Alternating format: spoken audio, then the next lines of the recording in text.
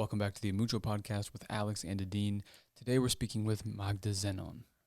Yeah, she's incredible. She's a wonderful woman who was born in South Africa. During apartheid. Yeah, yeah, hardest time for South Africa. And then migrated to Greece, and currently living in what she calls divided Cyprus. So that's all we're gonna learn today. And I'm excited because she's been an activist since forever. Yeah. Yeah, and she has a lot of stories, and the work that she does is obviously incredibly inspiring. So we're excited to talk to her, and she has a podcast too. We're gonna ask that's her right. Yeah, about you that you as spoke to well. her. Yeah. Mm-hmm. So you guys are going to have a blast with this woman. She's a light, and she does a wonderful work regarding peace building, GBV, which I don't know what GBV means, but We'll we're gonna find shortly. out. Gender equality. She's incredible. Yeah. All right, stay All tuned. How is Cyprus? Cyprus is good. We had a lovely, almost summer day today, even though it's winter. Oh. Do you live by the And we had water? a day out of lockdown. We actually sat outside with people drinking wine. So it was a good day. Yeah, it sounds like a nice day. It's always a great day. It was a good day. So here on our podcast we talk about cultures and from all over the world, religion, anything that makes people think they're different just because of those geographical things or beliefs or political. But then at the end of the day you realize we're just humans trying to be, figure out what's going on in the world. Right, we're just trying to do the best we can with what we have. Winging it. Right, exactly. Winging it along the way. Exactly. No manual for this one. No, even though we like to believe that we know what we're doing all the time, 100% of the time. Yeah. But yeah, and that's the illusion. That's the illusion that youngsters have. The younger generation is that the older generation knows what it's doing. Yeah. They're still winging it. We're still winging it, right? And we still haven't got it right. Yeah. Well, we're trying. And that's kind of the purpose of these podcasts, right? To have these conversations, to start to create the change that we all want to see. And you can do that individually. You change yourself, and then you eventually, hopefully, change the world for the better. You change yourself, and often it's the world around you that changes you, or circumstance that you happen to find yourself in, that you've actually got to survive or sink. And if you don't change, you won't survive. Yeah. So you just have to do it. You have to adapt. Yeah. You have to adapt. But not lose your essence. Not lose your essence. Not lose who you are. That's true. That's true. That brings me to some. We were listening to some of the interviews you've done before, and you mentioned something about what activism is for you. And it was really special for us to hear from someone like you. Why is activism so important to you? And how is that? Well, I always say that activism is not what I do, it's who I am. I get really upset when there's an injustice. I get really upset if something goes wrong and it's got to do with an injustice, a violation of rights. It's just got to do with someone's in power and it's just made it happen because they feel like it.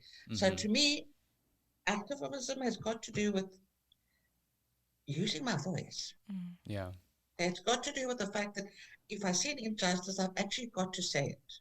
Because if I don't say it, it's, I think that Martin Luther King, what's that saying that says when they came for the Jews, I didn't speak because I wasn't Jewish. And then they came for the blacks and I didn't speak because I wasn't black.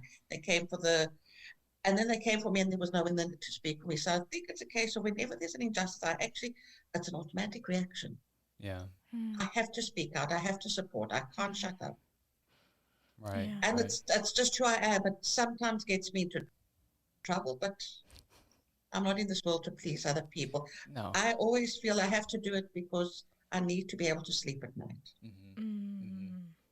And that's good trouble. I've heard it described as good trouble.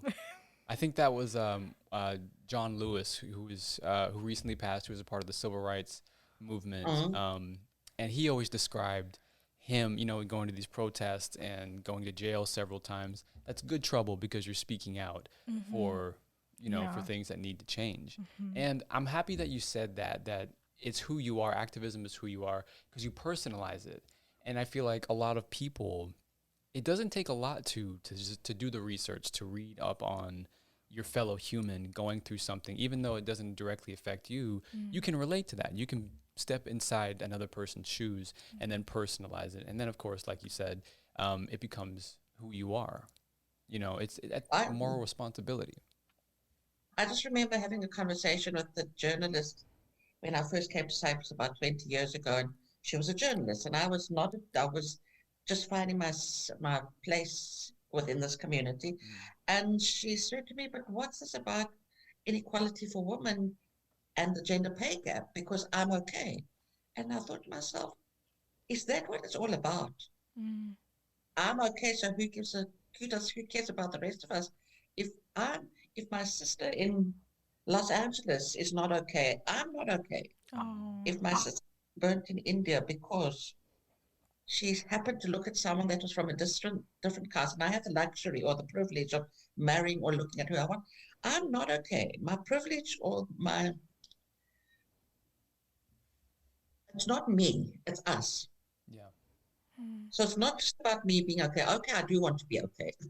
I mean, I'm not totally altruistic, but it's not enough. I get upset when I see that people don't have the privileges I have or the access to things I have, because I've also been in that position of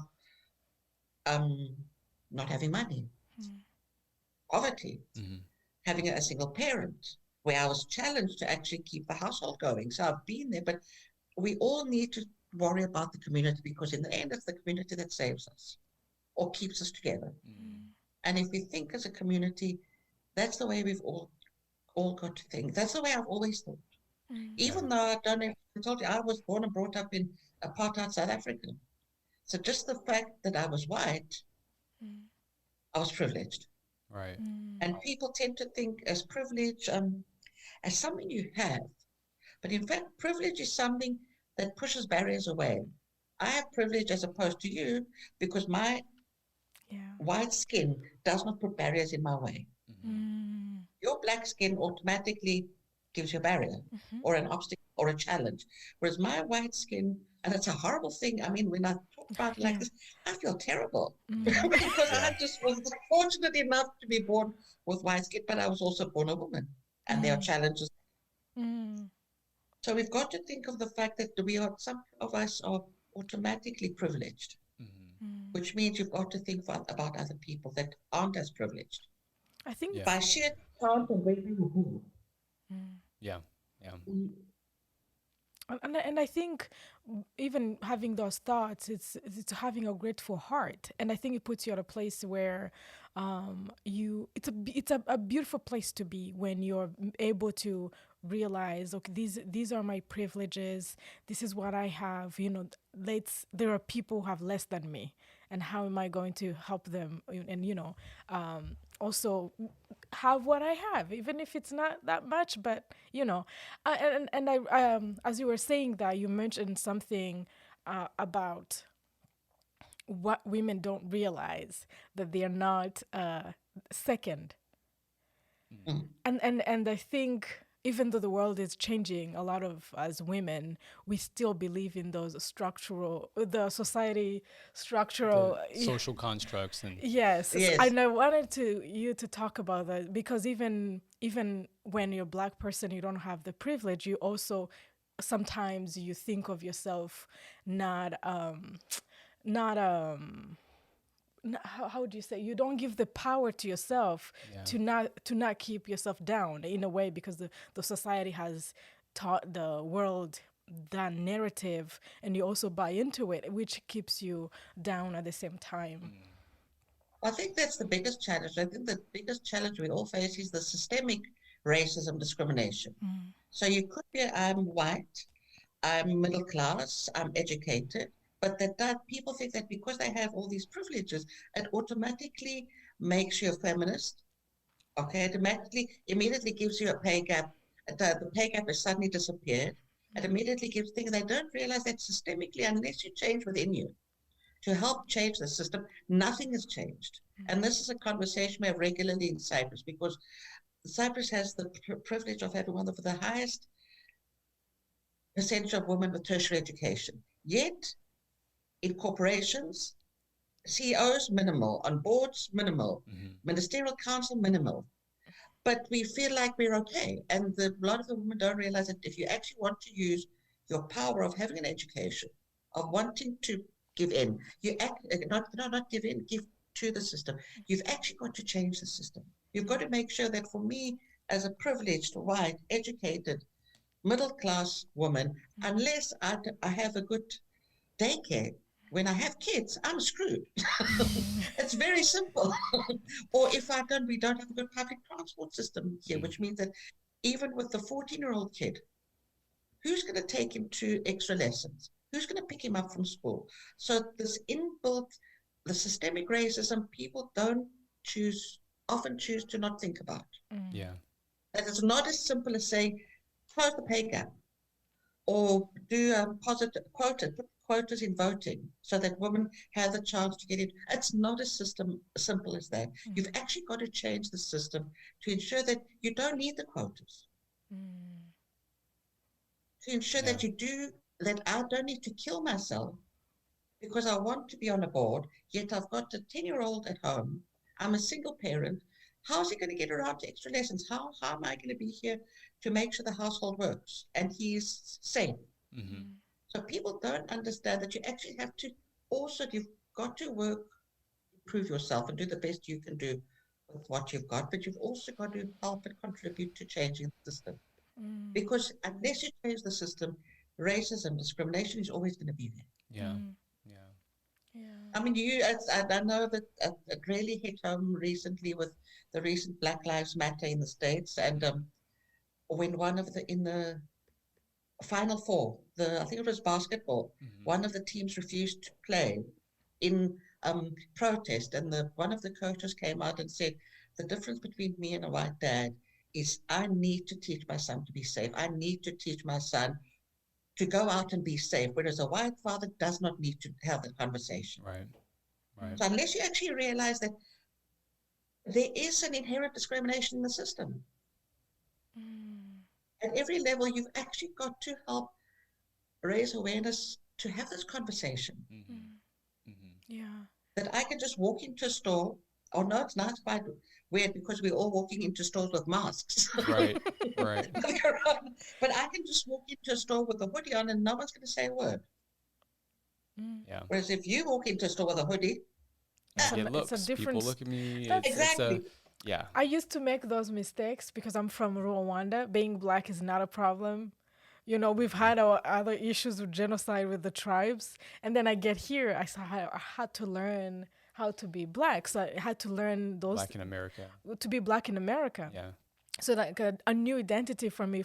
I'm already black, but then it became an identification here in America, and learning that I can't wear those hoodies or I can't walk at night in the streets, or the law enforcement, all those things, and it was so new to me. But yet it was the kind of the fear that we felt back in Rwanda, being scared. But it's very the world is really interesting. Yeah. And it's normalized in places like America, even here, like here, racism is very normalized. Because there's no genocide going on. Okay, black young men tend to have a higher death rate, and we know this because they are. But it's quite normalized within a system that's not at war, technically. In Rwanda, and what's a good thing that happened, but it was conflict. It was real conflict. Here, it's so subtle. It's subtle. The racism is just there, and as a white person, you don't realize it. Or as a woman, you might not realize it because you're used to people calling you sweetie. Why are they calling me sweetie in a work environment and not calling the man next to me sweetie or duty or love? Right. So the little things you actually don't get to realize, and that's what we need to change. And hopefully the coronavirus is going to make us realize, going to make us realize that it's these little things that are important. It's not all the money. Right. It's being safe. It's being healthy. It's the community. It's having each other's backs. Yeah. And I don't know how hopeful I am anymore, but I like to keep Well, yeah, no, that's important. I think because we spoke ad nauseum about that early quarantine, Yeah. and that when things, the regular things that you have to deal with on a day-to-day basis are stripped away from you, what's left? Mm. What do you have to work with? Who are you Mm. when the things that you consider to be important to you Yeah. are no longer there, or for however long, and you realize I say a lot of people who have a certain amount of mindfulness realize that there are certain things that are incredibly important Mm. in those relationships, the close-knit communities, how you're helping people, and maybe even to be more introspective in how you treat people and some of the Exactly. societal constructs. And I think we don't like to say that coronavirus, I mean, it's obviously a horrible thing, but there are certain things that it has the potential to do good for, in terms of people realizing certain things. Yeah. And I don't know. I mean, and Yeah. even with us doing this podcast, we do find ourselves being incredibly introspective and reflective about how we are impacting our immediate community, and how are we, what are we doing to cause that change, to push forth any sort of positivity and change that we want to see. And so I don't know, I it's think just, I think the most important thing is that as long as you push it authentically, as yes. long as you your truth, Mm-hmm.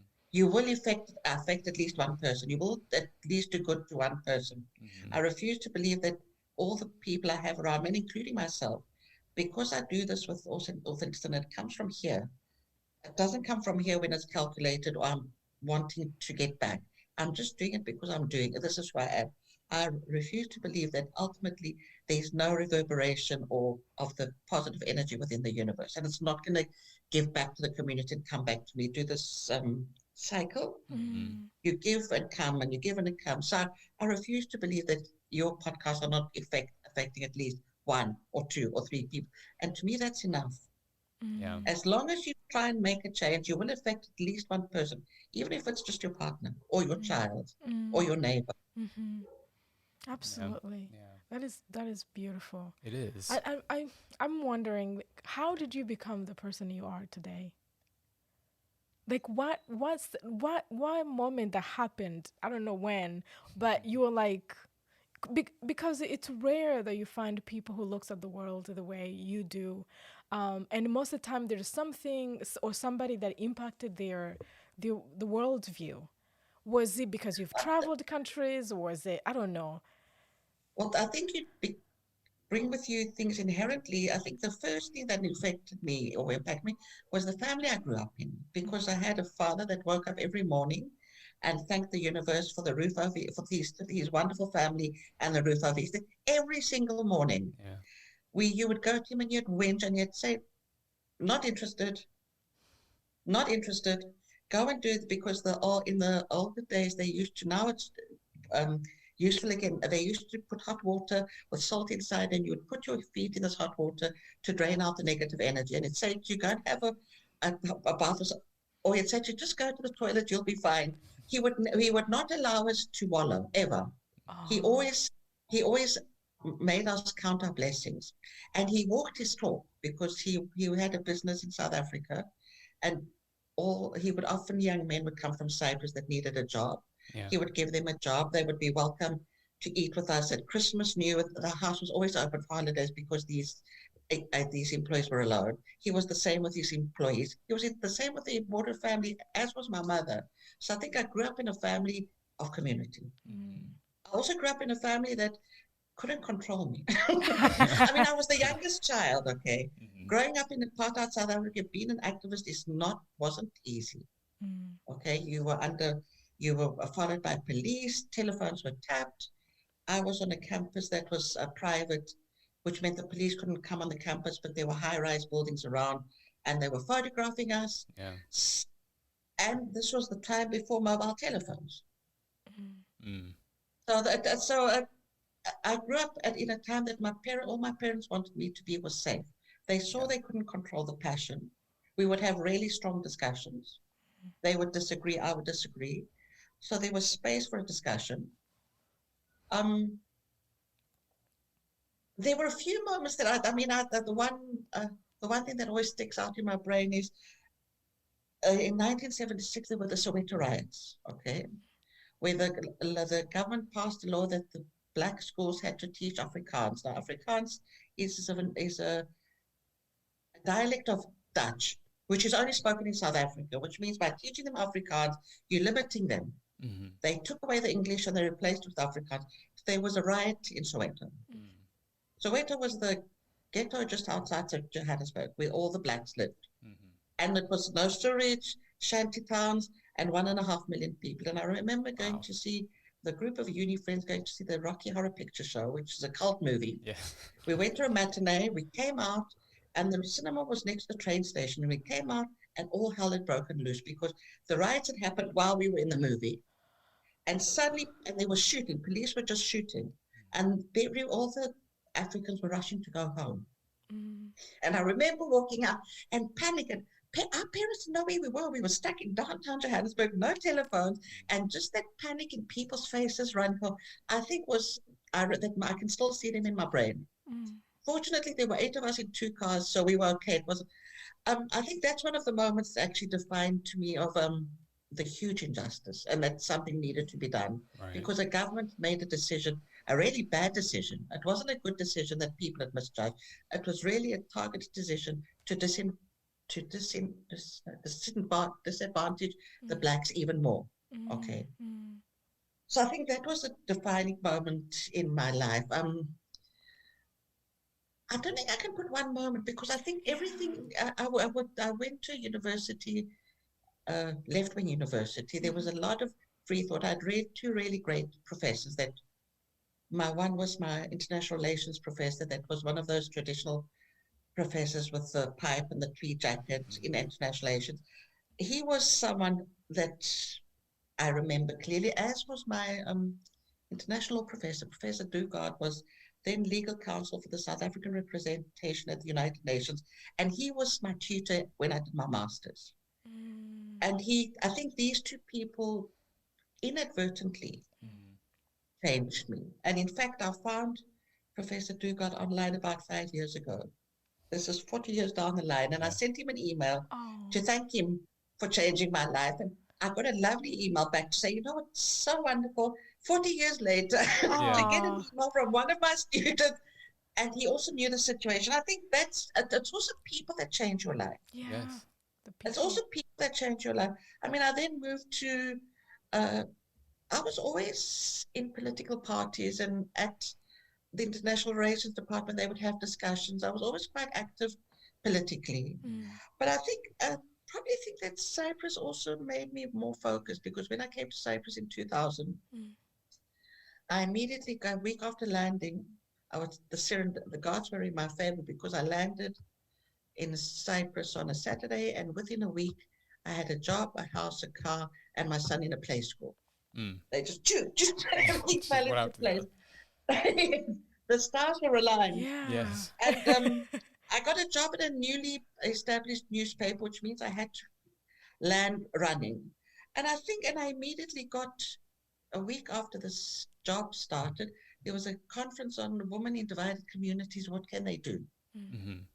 And this is something that, because I realized solving the Cyprus problem, which is very not controversial. There's a lot of despair, hate, wrong narratives, or the one is saying the other's the demonization of the other. And it was easy for me to focus on women's issues because that's so I think that's also a defining moment. I think coming here was really good for me. I can safely say my divorce was very good for me. Oh, yeah. Wait, so you left because you got divorced and you left, and then the stars were aligned? I left in Greece. I was married in Greece. I got a divorce and I came to Cyprus because I had family here and it just changed my life. So I think moving here, I could say was a watershed period. Because I have a lot of good family here, and I just landed into a situation, and I think that situation that I landed myself into gave me the opportunity to develop. Yeah.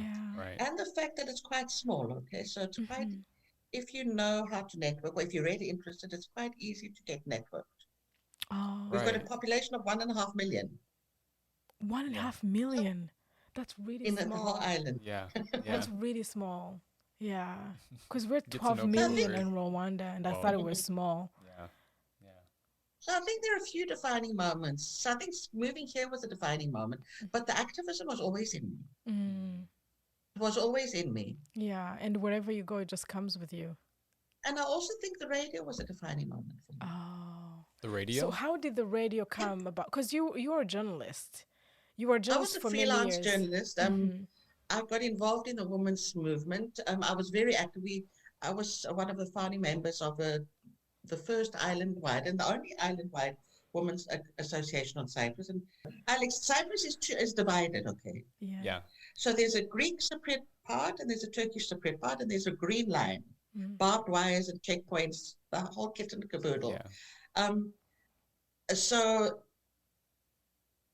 if you actually, if you get into the women's movement and you actually try and join the woman, it seemed to be an easier context. But that checkpoint, so we formed this group. The group is going quite well. In fact, we formed it in 2002, and we're still alive, which in NGOs without funding is a miracle. And we stopped. Then about 6 years later, no, about 10 years later, they built a community media center within the Green Line. There's a no man's land. And they brought this media center to see if they could join the communities doing media projects together. And then they set up a radio station. And they set up a radio station, and they said to me, because I was on the board, well, since there's a radio station, you do women's issues, why don't you do a women's show, a show for women's issues? And I thought to myself, you know what? Why not? Why not? What have I got to lose? The thing that worried me, that I didn't know if I could speak for that long, and not because I don't have anything to say, but in the radio, you've got to be quite focused. Yes. And I stood up, what's I've got to do? And I just did it. And I realized that was a life-changing moment for me. Because the radio connects you, it makes you more articulate. Yes. It makes you a better listener. And it also helps me, and I think this is probably what we have in common, one of the things we have in common, it also gives you the opportunity to help people tell their stories. And I love listening to stories. Yes. We enjoy it too. It's been an incredible journey, like especially for me, because I've been doing talks, public speaking, and I'm pouring my heart out there for the last 7 years, talking to people, and I realized that people get to know me, especially my audience. They know me so well, but I know nothing about them. And it really started bothering me that when somebody was, coming and talking to me, they talk to me from a point of view, a point where they know me so well. And I felt that I didn't know them enough, to create that bond. And I felt there was something missing. So but I didn't know how to fix that. So I would try to reach out and get to know them a little. But then we started this podcast. Yeah. It really, really changed my life. It changed the way I see life. It changed the way, I started, receiving information. And it's educating, and, we talked to a lot of wonderful people. And it's just like, we didn't know that was what was going to come with a podcast. Yeah, and it's an interesting thing because it's cathartic. It can be cathartic for both parties. Yeah. And we all have stories to tell. And when we're given space to do that, there's a healing thing, there's a transformative aspect to it. Yeah. And it's really, really interesting. Yeah. Towards the I end like of that it. I like that transformative part, because I think that's part of when I said it makes you more articulate. I think it's the fact that you're transforming as a person, you fine-tuning who you are or what you believe. So you're actually moving along. I think the other added thing, and I'm sure it applies to you as well, is that I started off doing just general things that women were doing. And then I realized, I'm spending a lot of time doing something as a volunteer. So I don't want to do something that I don't know anything about. Peace building, I have a good base, okay? Which means I can go into an interview now, and I have a starting point, but I can ask questions. Yes. Which means I can learn. Yes. And as I also realized, and I started doing podcasts a long time before us, I think I'm in my 8th year now. So they weren't that popular then. Mm-hmm. Everyone was willing to talk. And in talking to people anywhere, I suddenly realized that there's a global network. People are connected in strange ways. Yep. Because that's the person, I actually spoke to Jodie Williams, who's a Nobel Peace Prize laureate. Oh, wow. When I spoke to her, she then told me she'd been to Cyprus and she knew two good friends of mine. And I think it makes you realize that the world is actually very small. When you do this networking in the radio, you realize that, so you're in a studio, but there are so many things connecting you with other people somewhere else. I know. Yeah. Yes. So you're not alone. No, we're not. That's so beautiful to hear. Yeah. Yeah. Yeah, that's true. In our first season of this podcast, we had spoken to someone living in Portugal, in Lisbon, and it was just like, well, I'm from Texas, so it's kind of its own country in a way, but just being able to speak with someone on another side of the planet, just conversation, just like we're doing, it does make the world seem so much smaller and less grandiose, less intimidating, and in turn more connecting. And that's one of the most beautiful aspects of it. And you feel the humanity. Why is Texas a country on its own? Well, it's the size for one. It's a massive state within that. Okay, but, size I understand. Yes. But the culture too. The Texan culture, they kind of do their own thing. Yeah. It's without getting too political, I suppose. Okay, we'll leave that for another conversation. Sure, That's what I realized here in America. Each state has its own culture in a way. They speak the same language, but the culture completely changes as you go to different states here in America. Culture as in what you eat or the rituals or everything. All of that, How you dress, what you eat. Because it's so the way people. Even if you go to service, like if you go to a restaurant in Los Angeles and you go to a restaurant here, it's completely different. The way the service is, how do you call those services? Or waiters, how they interact. How they interact. Yeah. It's completely. It's like the way I will be coming from Rwanda and the first time I came to the state, I went to Miami, and I thought the whole United States was like Miami. But the next time I go to Los Angeles, and it's completely different. Yeah. So once you've been here, you've been in the state? Yes, I have, but I've been to Chicago, Detroit, Washington D.C., and New York. Oh, yeah. I've never been to the West Coast. And I've been to these places in winter. I must be mad. Yeah. I was gonna ask. They're all winter places. Brutal. They do get very cold. There's nothing as brutal as a Chicago winter. No. That wind pierces you. In fact, I remember one year I think it was something like 25 below zero. Okay, the pipes were so cold you couldn't get hot water. Even the water's in the pipe. The pipes were iced up. It wasn't. And you feel your nose is going to fall off. I know. Well, in Texas, I'm not sure if you heard about it, but about a month ago, they got a huge ice storm, and it shut down the power grid throughout the entire state, and people's pipes were bursting, and floods and water. Ice water. It's horrible. So I guess it's everywhere where everybody's getting kind of less than ideal winters and conditions. Yeah. The weather's... No, but I must admit that when I was in Chicago, I love Chicago because I like jazz music and blues music, and it also has the most amazing museum. But Chicago actually reminded me of Johannesburg. The south is black and the north is white. And if you get onto the loop, I don't know if it's like that anymore, but I remember I was there in the 90s. If you knew you were going, because I was a newbie, I knew I was going in the wrong direction if the whites were getting off the tube and blacks were getting on, because it meant I was going south and I wanted to go north. Yeah. I mean, it was actually bizarre because I thought this is not South Africa. This is not supposed to be happening here. And it was obvious because the train was filling up with black people. Yeah. Afro-American. Sorry, I'm being politically incorrect. No, it's okay. And the white, and I thought, okay, time to get off and jump and go in the other direction because I'm going in the wrong way. It's bizarre. It was really bizarre. It was like this. Yeah, it's not supposed to be happening. Yeah, go ahead. I think you're You about to can say. you can say, because probably say it better, because we're having the same conversation the other night with Alex's uncle. Yeah. Well, it was just the notion that Black people will typically, in this country anyway, they're usually on the south, the southern sides of the cities, South Dallas, south side of Chicago, south side of So Los Angeles. yeah. All mostly Black people, or minorities anyway. And I'm actually reading this book, and I'm not sure how much it correlates or how much it relates. I haven't finished it yet, but it's called Caste.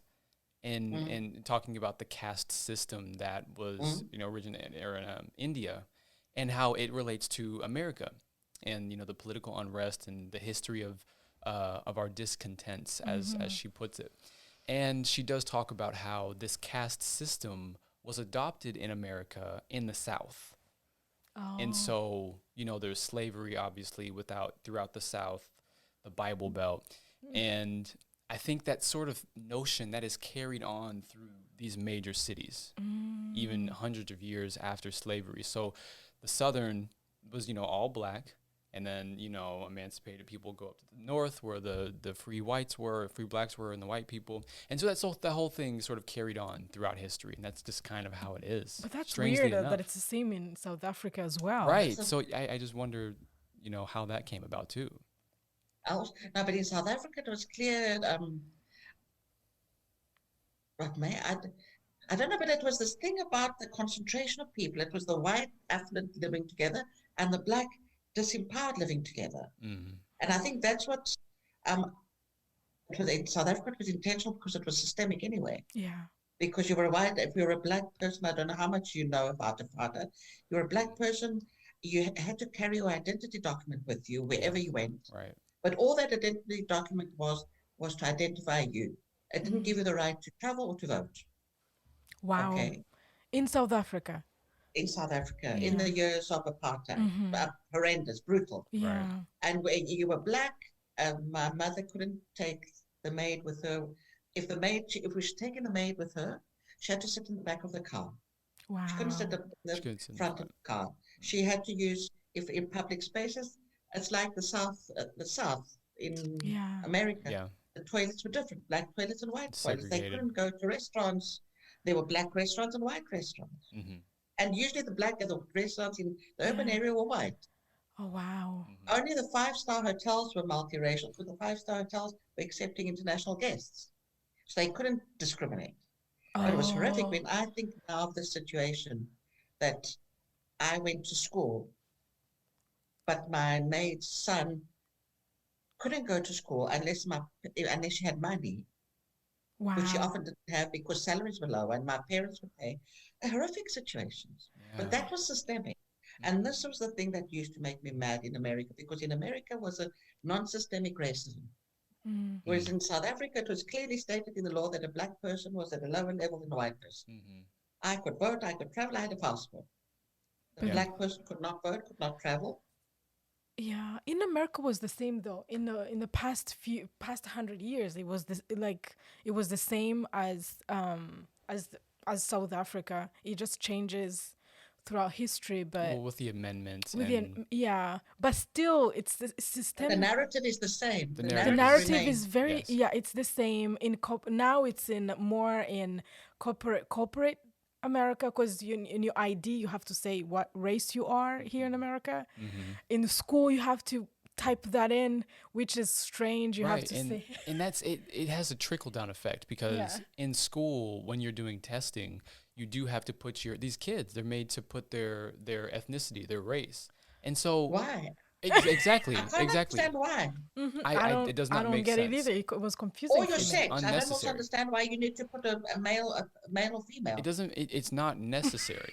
It's not necessary. Thank you. And so it then teaches us at a very, very young age to think in these divisive terms, and to put our identities, these boxes, right? Exactly. Yeah. And it's destructive, and it's you see what's going on today. Well, what has been going on for the history of this country. I always find that when I'm in a discussion, people always ask me my nationality, and I'll ask them, well, how much time do you have? My nationality is the last thing that I'm defined by. Yeah. Yep. Okay. Yeah. And the only reason I need to have a nationality is because I need a passport to travel. Otherwise, I said to them, well, you know what? Where do I start? Yeah. Separate diaspora parents, Yep. born and brought up in Africa. Okay. Then I went to Greece, and now I'm Cyprus. I've lived in the US. So what am I What am I? besides me? Right. And why do I need to put myself in a box? Yep. Why do I need to put myself in the box? Because if I say I'm South African, you'll automatically think I'm a racist. I mean, my ethnicity puts me in other boxes. If I'm a Greek, I eat feta or silly things. Right. Why do you need I enjoy my Greekness. Yeah. But I love the diversity I lived in South Africa. Loved it. Yes. The lady that was in the house, she used to make me, the Africans in South Africa make that porridge. Porridge. That's Yes. okay. And she used to, for breakfast, she'd make it for me and put a little bit of milk and sugar. In the evening, they would make a sauce with tomato and onion that was delicious. That wasn't part of dinner that we ate because we were eating out. But I used to love the diversity, going to my Indian friend for a curry or celebrating Catholic Easter. Yeah. Catholics on Friday nights eat sardines. Yeah. I love the diversity of taking all the nice things or enjoying what it had. I could get from it or I could give to it. Right. So I hate this thing about putting myself in an ethnicity. I just need a passport. Right. Just give me the passport. That's all we need. It's liberating. Leave me out of the rest of the nonsense. It's liberating to not be, in the box, Yes. Well, I think it kind of goes back to our humanity need to have control over things that we ultimately can't control. So we create these human-made constructs that we are then forced to sort of abide by. Otherwise, we're some sort of outlier. And it's just a way to... It always leads to conflicts. Well, yeah. It's always. And I'm curious, though, kind of going back to what we were speaking about before in having these conversations, because you don't need to go through something horrible. You don't need to see something horrible to have the question raised in your head, how can I help people? And how can I have this conversation? So in your experience... You just need curiosity. You just need curiosity. Yeah. Sorry, did I preempt you? Well, no, that's kind of what I was building up to, but I'm happy you beat me to the punch. Yeah. That's actually just having curiosity about something other than yourself. Or in your surroundings, or why things happen around you. That's why I always say the best quality that a young child can have is curiosity. It's just learning about other people, wanting to know why my Catholic friends eat sardines on a Friday night, or what is the meaning of confession, or the beads. The Africans in South Africa wear a lot of beads and stuff, and it all means something. Why? What do the colors mean? Why? Yeah. So that's asking the questions. It's actually wanting to hear the answer. It's not just asking the questions. It's actually really wanting to hear the answer. Yes. Yeah. Clear a heart. Not having a predefined idea of what you're going to hear. Just say, why? Tell me why. And not putting your stamp on, not always needing to...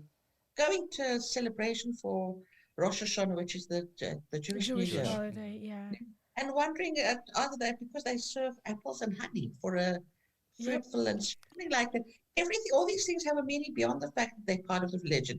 The meanings are wonderful to learn about. So it's actually having a curiosity about the things around you, not it's also having control back, because I might have heard the answer. Someone might have told me, but I actually want to hear from you that is. I want to find out for myself. Right. I mustn't believe everyone. No, I can question. Not I mustn't believe everyone.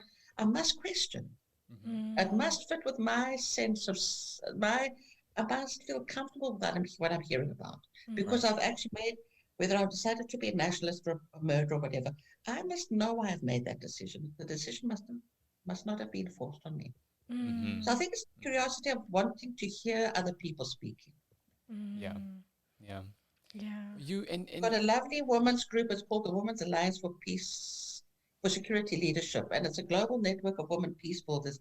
And they were telling us there was a Baha'i holiday about 10 days ago, and they were all showing us pictures of the food, the drawings that had to be made, and the food that was cooked, and the decorations on the table of laying out the food. It was wonderful to look at, and just the pictures made you want to.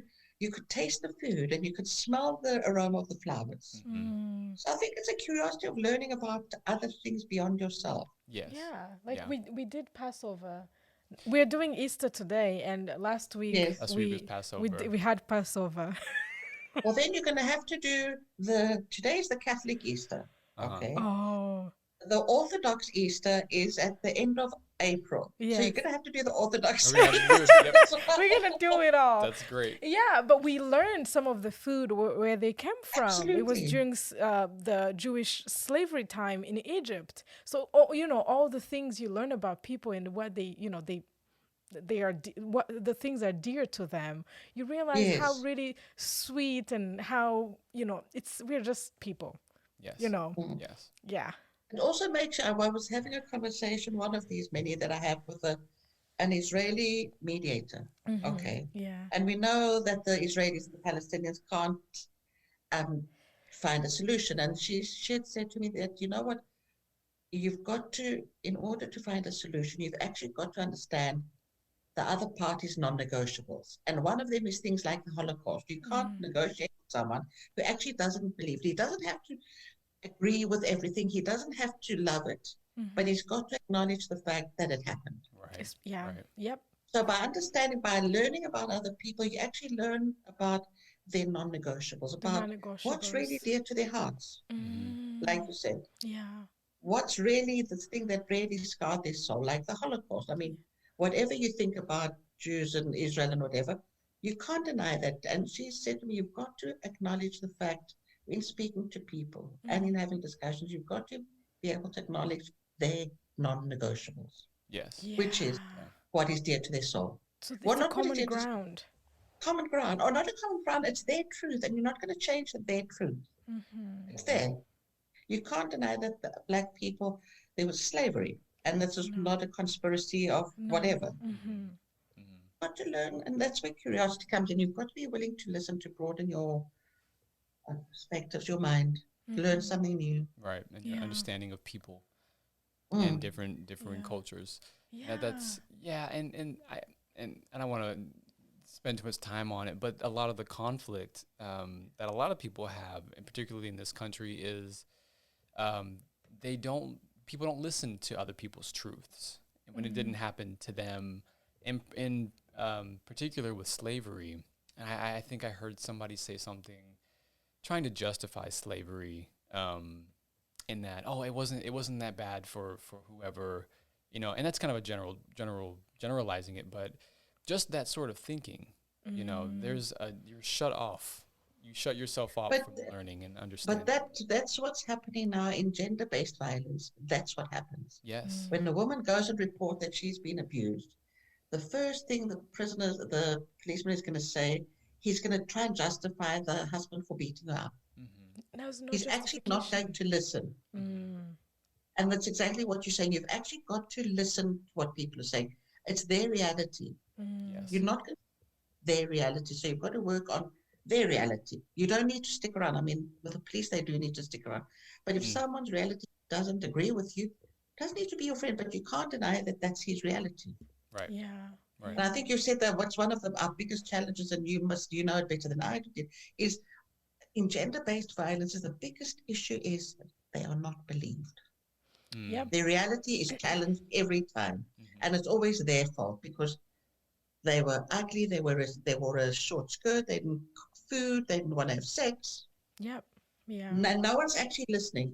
Right. There's actually a really horrible case that took place now in Cyprus with America. A Cypriot woman was married to an American man, and there was abuse within the household. I think it was reported to the police, never taken seriously. And she managed to leave the country with the child and come to Cyprus. Okay. But in terms of international law, the child was given back to the father because she kidnapped the child, because she did not have legal right, his permission to take the child out. No one is trying to work into this picture that no sane woman leaves a man with a little boy, illegally gets a passport and goes back home if there wasn't a real reason. A real threat. No one is taking into consideration the fact she can't be stupid. She might. Something was happening to kick her, for her to leave, to risk this. Yes. Yeah. And on Saturday, this child was given back to the father. He doesn't know the father. Yeah. It's like So this it's thing like about not understanding and not saying, you know what, she did it, so she broke the law. But it's not as simple as breaking the law. But those Why did laws she are leave? man-made laws. Why can they? These laws are man-made, and just being in a position. That's why being in the position of power, it's important to use your heart. Just yes, you've learned all these things, but also remembering that those things were man-made. You can also change it when you see it's not fit in the moment. So it's just it comes to what you were saying about the social construct, to rethink it. Yeah. To realize that this is not a natural thing, it's a man-made. You're also a man, you can make new things because you see that that's the right thing.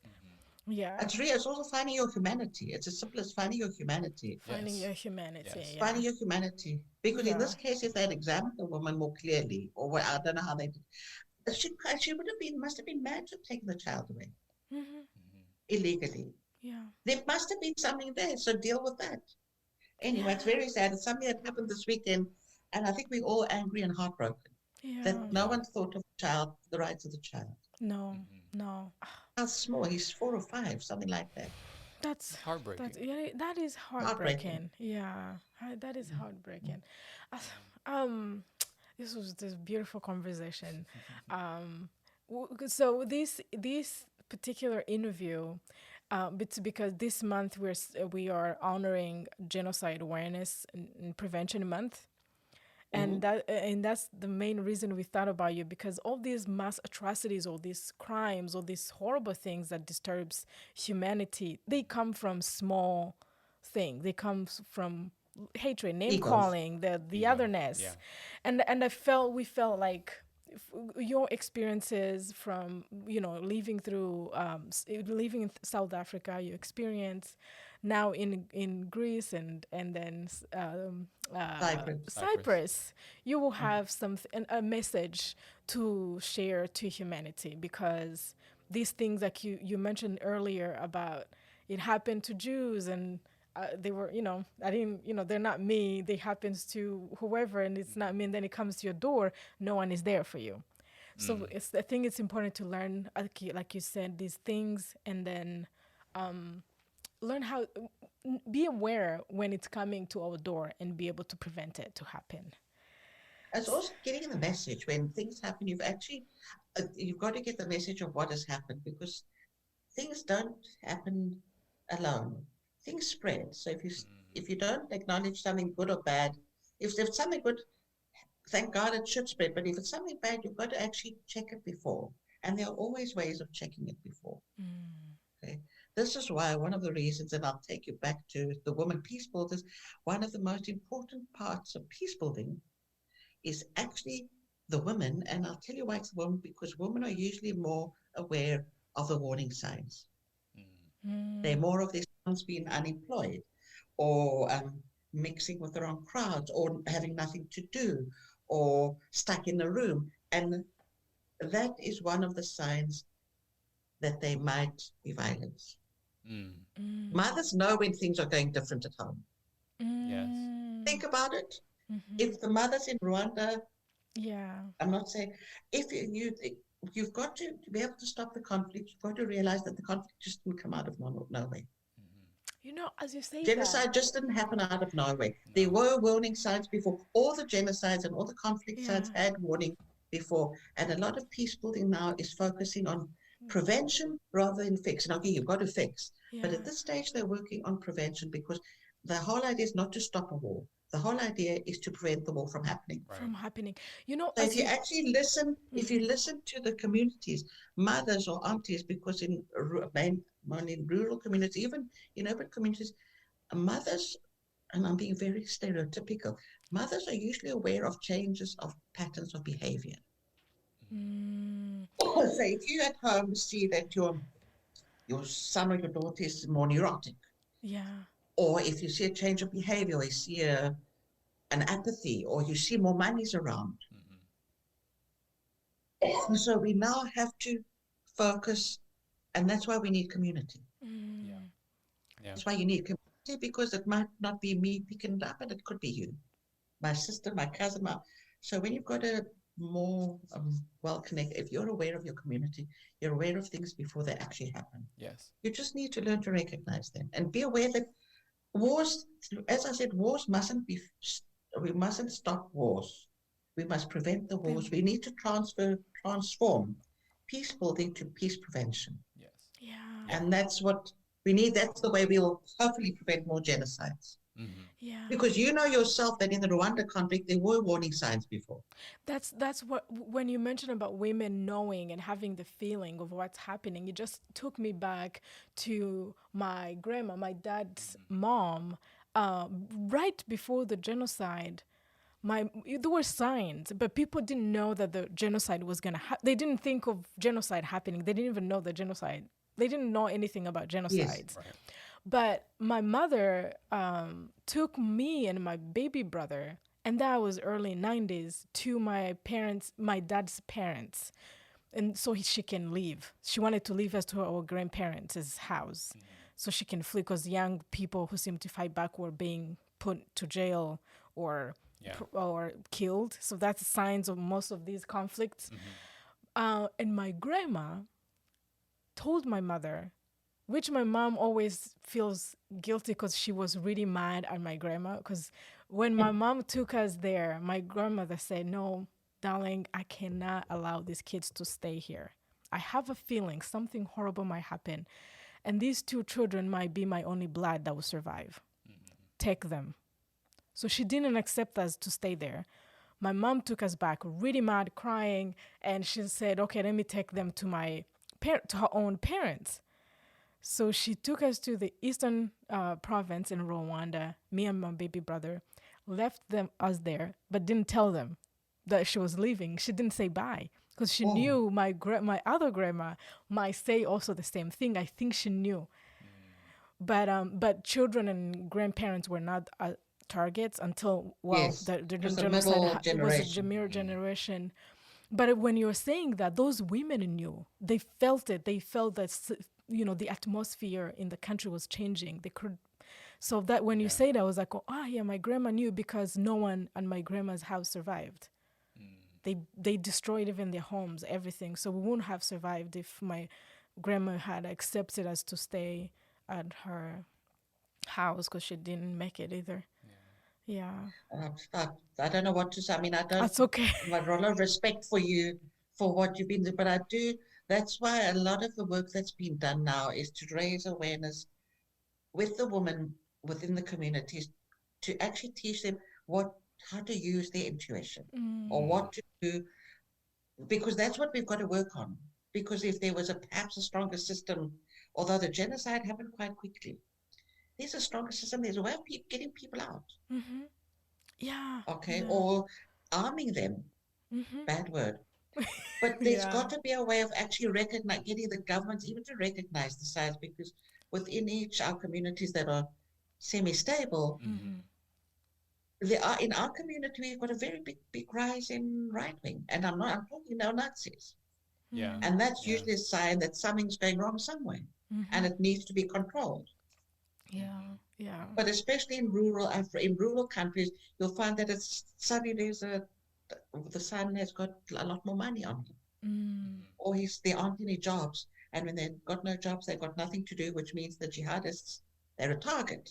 They can be used by the jihadists. Yeah. Or they're a target for drug smuggling, because they need quick money, because they've got no money. And that's why creating jobs is the most important thing to stop war. Right. Because if my son who's 25 has got nothing to do, I mean, he's already saying, why am I educating myself? I'm coming out into a world with coronavirus that's got no job opportunity. Everyone's unemployed.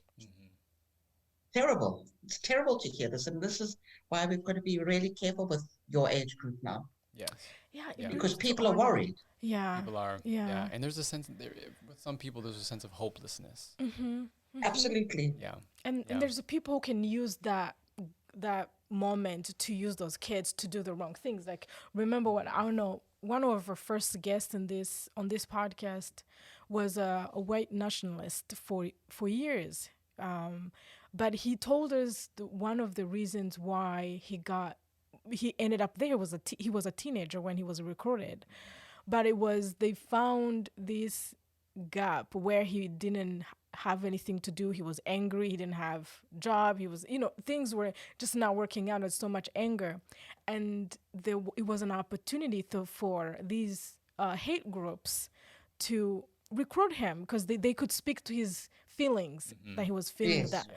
Yeah. So I think that's what you're talking about now is how can we create jobs, opportunities? Because there's a feeling of hopelessness and worthlessness, and these groups come and make them feel valuable. Yes. Yeah. Or they have worth. Right. And then give them something to strive towards. Yes. Because we, on one of the groups that I'm on, we had a woman that was a nationalist that is now working against that. And she was telling us that she had reached a stage in her life, the family she grew up in, her whole context was made her feel worthless. So white nationalists actually gave her value.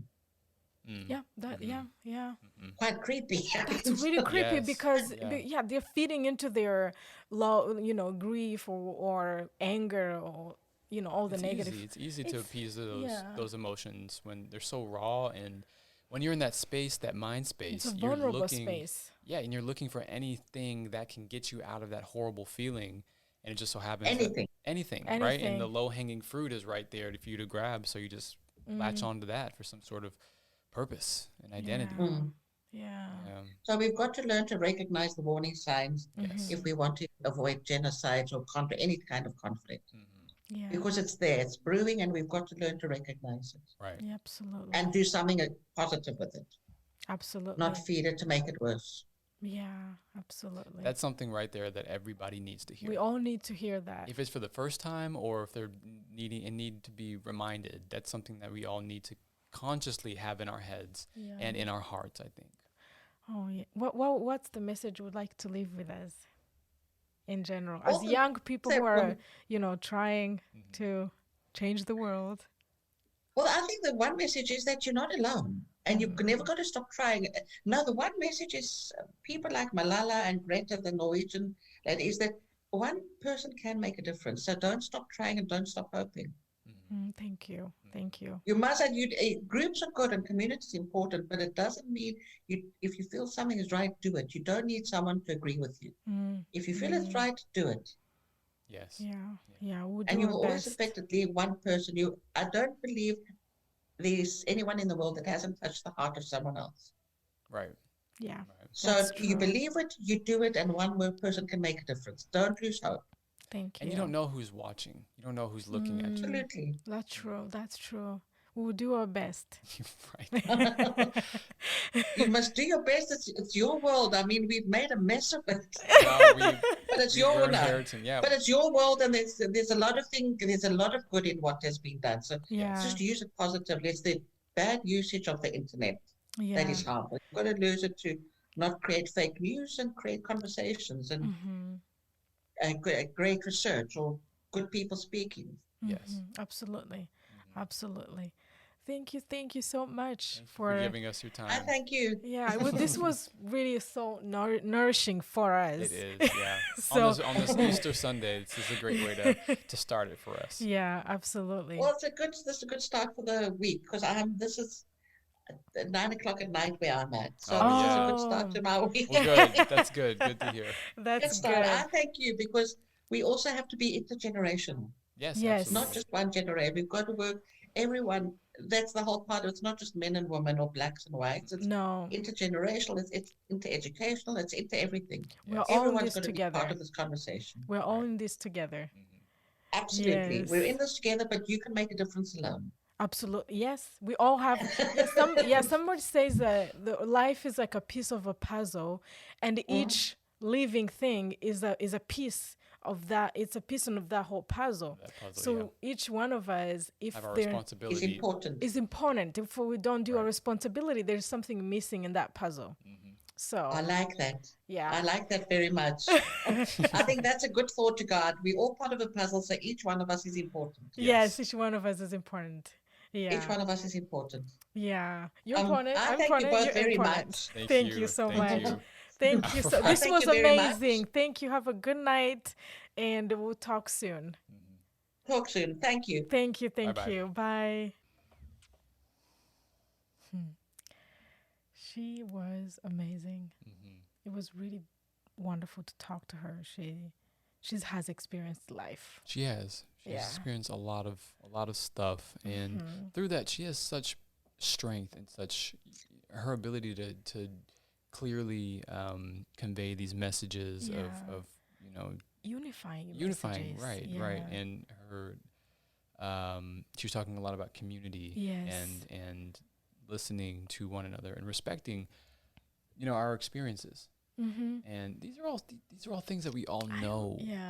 It's just you have to put it into practice. We have to remind ourselves that we are capable of these things as well and practice it. And she also knows a lot about, she was talking about Rwanda, she was talking about South Africa, United States. Right. And this was really, I really learned a lot. Yeah, me too. I did. And I hope you guys learned something and you're going to put into practice, take action and be that piece of a puzzle. Yes. Yeah, and I'm happy that she said that one person can make a difference. Absolutely. That's really powerful and empowering, because sometimes we forget that, like your dad said, in a previous interview or some of the conversations, that when we stop playing small, we don't realize how big we are. Right. Yeah. Right. So no matter what going on in your life, know that just being alive, it's something to be grateful for. And that's when you stop, being a victim and victimizing yourself, because when you do, it's your own self-defeat. Yes. In a way. Yeah. Yeah. So, this was wonderful. Yeah, I'm really happy with it. Yeah. So stay tuned. Follow us on Instagram and all the social media platforms. Comment below your thoughts. Yeah. And thank you so much for being part of our community. Thank you. Thank you. Stay tuned. Tuned. Bye.